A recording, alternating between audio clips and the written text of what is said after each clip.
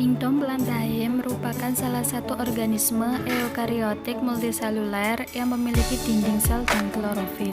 Klorofil tersebut berfungsi sebagai proses fotosintesis dan untuk menghasilkan makanan sendiri atau autotrof.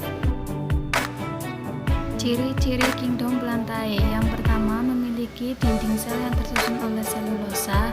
Yang kedua, mempunyai klorofil yang berfungsi untuk fotosintesis. Yang ketiga, mampu menghasilkan makanan sendiri.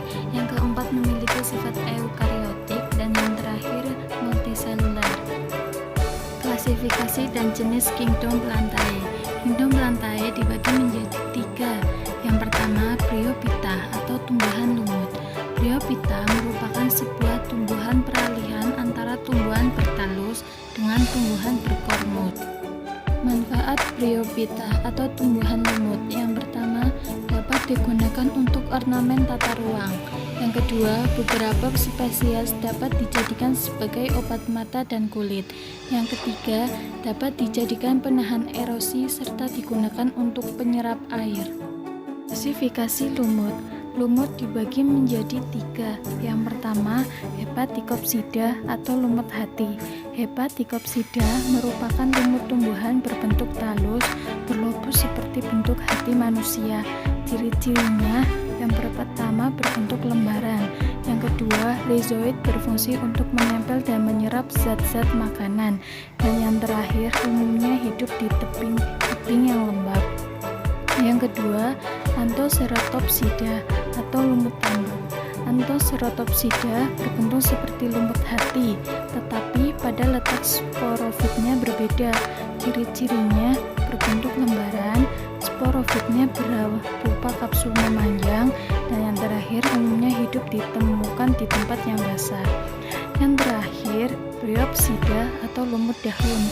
Bryopsida merupakan lumut sejati karena bentuk tubuhnya seperti tumbuhan kecil yang memiliki batang, akar, dan daun sejati.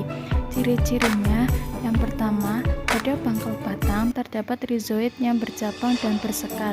Dan yang terakhir, umumnya hidup ditemukan di tempat yang basah. Pteridophyta atau tumbuhan paku. Pteridophyta merupakan tumbuhan yang tubuhnya sudah berbentuk kormus atau sudah memiliki akar, batang, dan daun sejati. Manfaat Pteridophyta: yang pertama, sebagai pupuk hijau pada tanaman padi. Yang kedua, dapat dijadikan sayur-sayuran. Yang ketiga, dapat dijadikan tanaman hias. Klasifikasi Pteridophyta: yang pertama, Pteriopsida atau paku sejati. Paku sejati merupakan jenis tumbuhan paku yang memiliki batang, akar, dan daun sejati. Ciri-cirinya: yang pertama, batangnya tegak. Yang kedua, berdaun cukup lebar. Dan yang terakhir, hidup di daerah tropis dan subtropis. Yang kedua, Psilopsida atau paku purba. Paku purba merupakan jenis tumbuhan paku yang menghasilkan satu macam spora. Ciri-cirinya berupa ranting bercabang. Yang kedua, terdapat bulu halus yang menyelimuti. Yang ketiga, tidak memiliki daun sejati. Dan yang terakhir, hidup di daerah beriklim tropis dan subtropis. Yang ketiga, Sphenopsida atau paku ekor kuda. Paku ekor kuda merupakan jenis tumbuhan paku yang disebut sebagai ekor kuda karena bentuk batangnya mirip dengan ekor kuda. Ciri-cirinya: yang pertama, batang tumbuh tegak ke atas. Yang kedua, kandungan silika sangat banyak pada batang. Dan yang terakhir, tumbuh di daerah rawa atau lembab. Yang keempat, Lycopsida atau paku kawat. Paku kawat merupakan jenis tumbuhan paku yang dapat menghasilkan dua macam spora. Ciri-cirinya: yang pertama, memiliki akar, batang, dan daun sejati. Yang kedua, menempel pada tumbuhan lain. Yang ketiga, daun berbentuk rapat dan kecil. Dan yang terakhir, memiliki dua jenis sporangium, yaitu makrosporangium dan mikrosporangium. Yang ketiga, Spermatophyta atau tumbuhan berbiji. Tumbuhan berbiji meliputi semua tumbuhan berpembuluh yang bereproduksi secara generatif dengan membentuk biji. Manfaat Spermatophyta: Yang pertama sebagai makanan pokok, yang kedua sebagai peneduh, sumber oksigen, penyerap karbon dioksida, dan yang terakhir untuk bahan bangunan dan perabotan. Spermatopita dibagi menjadi dua. Yang pertama, Gymnospermae atau tumbuhan berbiji terbuka. Gymnospermae merupakan kelompok tumbuhan yang bakal bijinya tidak terlindungi oleh daun buah atau bijinya berada pada bilah-bilah strobilus berbentuk sisik. Ciri-ciri Gymnospermae: yang pertama, memiliki alat kelamin yang terpisah. Yang kedua, bakal biji tersusun dalam strobilus. Yang ketiga, strobilus berbentuk kerucut. Yang keempat, batang dan akarnya berkambium. Yang kelima, daunnya kaku, tebal dan sempit. Yang keenam, tidak memiliki bunga sejati.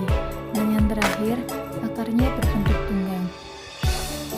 Yang kedua, Angiospermae atau tumbuhan berbiji tertutup. Angiospermae merupakan kelompok tumbuhan yang bakal bijinya berada di dalam bakal buah. Ciri-ciri Angiospermae: yang pertama, daunnya lebar dan berbentuk pipih. Yang kedua, tulang daunnya berbentuk menjari, menyirip, sejajar atau melengkung. Yang ketiga, hidupnya sebagai perdu, pohon, semak, dan herba atau terna. Yang keempat, alat perkembangbiakannya berupa benang sari dan butik. Dan yang terakhir, memiliki bunga sejati dengan perhiasan berupa mahkota dan kelopak bunga. Berdasarkan jumlah keping bijinya, Angiospermae dibagi menjadi dua, dikotil dan monokotil. Dikotil merupakan tumbuhan yang berkeping buah, batang bercabang, bunganya berkelipatan 4 atau 5, dan berakar tunggang. Contohnya, kacang tanah, singkong, dan tumbuhan sepatu. Sedangkan monokotil merupakan tumbuhan yang berkeping satu atau tunggal, tulang daunnya melengkung atau menjadi sejajar, bunganya berkelipatan 3 dan berakar serabut dan tidak berkambium. Contohnya anggrek, kunyit, dan jagung.